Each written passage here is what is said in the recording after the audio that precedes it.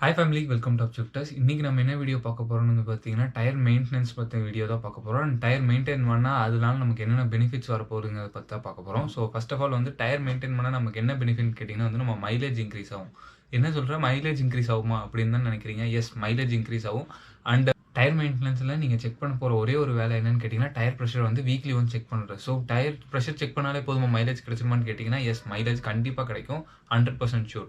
அது எப்படி tyre pressure வந்து நம்ம வீக்லி ஒன்ஸ் செக் பண்ணுறதுனால மைலேஜ் இன்க்ரீஸ் ஆகுதுன்னு கேட்டிங்கன்னா, வண்டிக்கு உண்டான டயர் பிரஷர் வந்து பார்த்தீங்கன்னா, அந்த வண்டியிலே ஸ்டிக்கர் ஒட்டி குடுத்துருப்பாங்க. ஸோ நம்ம அந்த பிரஷர் மட்டும் அடிச்சாலே போதும். உங்களுக்கு வண்டி வந்து மைலேஜ் இன்க்ரீஸ் ஆகும். அது எப்படி இன்க்ரீஸ் ஆகும் அப்படின்னு கேட்டிங்கன்னா வந்து, நீங்க சின்ன வயசுல கண்டிப்பா சைக்கிள் ஓட்டியிருப்பீங்க. ஸோ சைக்கிள்ல வந்து ரொம்ப காத்து கம்மியா இருக்கும்போது வந்து பார்த்தீங்கன்னா, நம்ம ரொம்ப கஷ்டப்பட்டு பெடல் பண்ற மாரி இருக்கும். ஸோ இதே வந்து ஆஃப்டர் தட் நம்ம அந்த சைக்கிள்ல காத்தடிச்சதுக்கப்புறம் நம்ம புஷ் பண்ணும்போது வந்து பார்த்தீங்கன்னா, ரொம்ப ஸ்மூத்தா போகும். ஸோ இதே தான் வந்து பைக்லயும் நடக்குது. நீங்க கரெக்ட்டான ஒரு பிரஷர் அடிச்சீங்கன்னா, உங்களுக்கு கரெக்ட்டான ஒரு மைலேஜ் கிடைக்கும். இதே வந்து நீங்க லோவா பிரஷர் அடிச்சீங்கன்னா, அந்த காத்து வந்து கம்மியா இருக்கனால வண்டி வந்து கொஞ்சம் ஸ்ட்ரகிள் ஆகும் மூவ் ஆகுறதுக்கு. ஸோ அதனால வந்து உங்க மைலேஜ் வந்து கம்மியாகும். இதே வந்து ஓவரா வந்து நீங்க காத்தடிச்சிட்டீங்க அப்படிங்கிற பட்சத்தில வந்து பார்த்தீங்கன்னா, உங்களுக்கு டயரோட கிரிப் அந்த அளவுக்கு கரெக்ட்டா இருக்காது. ஸோ நீங்க பிரேக்கிங் இந்த மாரி எல்லாம் அப்ளை பண்ணும்போது வந்து பார்த்தீங்கன்னா, டயர் கொஞ்சம் ஸ்கிட் ஆகுறதுக்கான சான்ஸ் இருக்கு. ஸோ வண்டியில என்ன டயர் பிரஷர் குடுத்துருக்காங்களோ, ஸோ நீங்க அத அடிச்சீங்கனாலே போதும். உங்களுக்கு கரெக்ட்டான ஒரு மைலேஜ் வரும். பட் ஓவர் பிரஷர் கண்டிப்பா வச்சிராதீங்க. அடுத்து பார்க்க போற பாயிண்ட் என்னன்னு வந்து பார்த்தீங்கன்னா, wheel balancing and alignment. So இது வந்து பார்த்தீங்கன்னா, கார்ஸ்ல நெறைய பேர் கேள்விப்பட்டிருப்பீங்க. நீங்க உங்க கார்ஸ்க்கு பண்ணியிருப்பீங்க. பட் பைக்குக்கு வந்து மேக்ஸிமம் இது யாருமே பண்ணியிருக்க மாட்டீங்க. ஒவ்வொரு தடவையும் நீங்க புது டயர் மாத்தும்போதோ, இல்ல வந்து பேக் வீல் ரிமூவ் பண்ணி திரும்ப ஃபிட் பண்ணும்போதோ வந்து பார்த்தீங்கன்னா, அலைன்மென்ட்டோ இல்ல வீல் பேலன்சிங் பண்ணாம இருந்தீங்கன்னா, உங்களுக்கு கண்டிப்பா வந்து ஒன் சைட் தேயறதுக்கான சான்சஸ் இருக்கு. ஸோ அந்த மாரி தேஞ்ச ஒரு டயரோட ஃபோட்டோ நான் இங்க காட்டுறேன். அத பாருங்க. ஸோ ஒரு சைடு வந்து டயர் நல்லாருக்கும். இன்னொரு சைடு வந்து பார்த்தீங்கன்னா தேஞ்சிருக்கும். ஸோ வீல் அலைன்மென்ட்ங்கிறது வந்து பார்த்தீங்கன்னா, ரியர் டயர்ல மட்டும் தான் பண்ண முடியும். ஏன்னு கேட்டீங்கன்னா, அதுல தான் வந்து செயின் ஸ்ப்ராக்கெட் அட்ஜஸ்ட்மென்ட் இருக்கு. ஒவ்வொரு தடவையும் வந்து நீங்க செயின் அட்ஜஸ்ட்மென்ட் பண்ணும்போதும், வீல் அலைன்மென்ட் கரெக்ட்டா இருக்கான்னு சொல்லி அந்த டெக்னீஷியன்ஸ் கிட்ட கரெக்ட்டா கேட்டு நீங்க ப்ராப்பரா அத செக் பண்ணிக்கிறது நல்லது.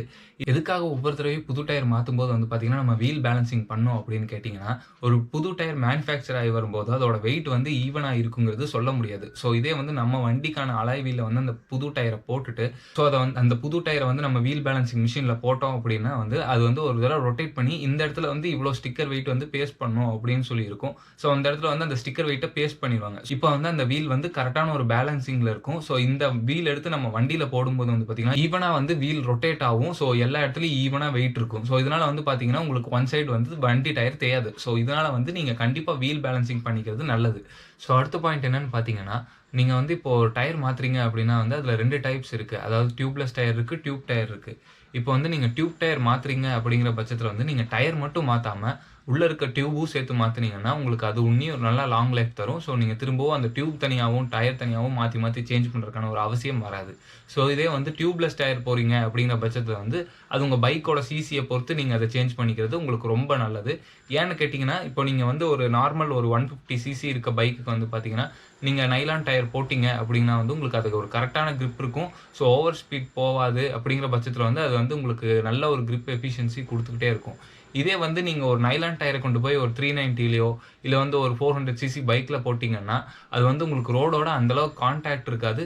ஸோ அதனால என்ன ஆகும்னு வந்து பார்த்தீங்கன்னா, உங்களுக்கு கிரிப் வராது. ஓவர் ஒரு 150 ஸ்பீட்ல போறீங்க அப்படிங்கிற பட்சத்துல வந்து பார்த்தீங்கன்னா, உங்களுக்கு வண்டி கண்டிப்பா ஒரு வாப்லிங் வரும்.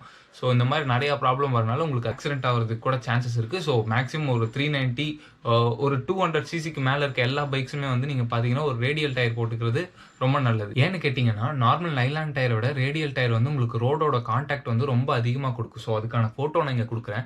ஒரு நார்மலான டயர்ல வந்து பார்த்தீங்கன்னா, ரோட் கான்டாக்ட் அந்த அளவுக்கு இருக்காது. அதே வந்து பார்த்தீங்கன்னா, ரேடியல் டயர்ல வந்து அது நல்ல ஒரு பெண்ட் ஆகுற ஸ்ட்ரக்சர் இருக்கனால, ஸோ அது ரோடோட கான்டாக்ட் அதிகமா இருக்கும். ஸோ இதனால என்ன ஆகும்னா, வண்டி வந்து ரோட் கிரிப் அதிகமா இருக்கும். ஸோ வந்து ஸ்பீடா போகும்போதும் சரி, பிரேக்கிங்கும் சரி உங்களுக்கு நல்ல ஒரு பெர்ஃபார்மன்ஸ் இருக்கும்.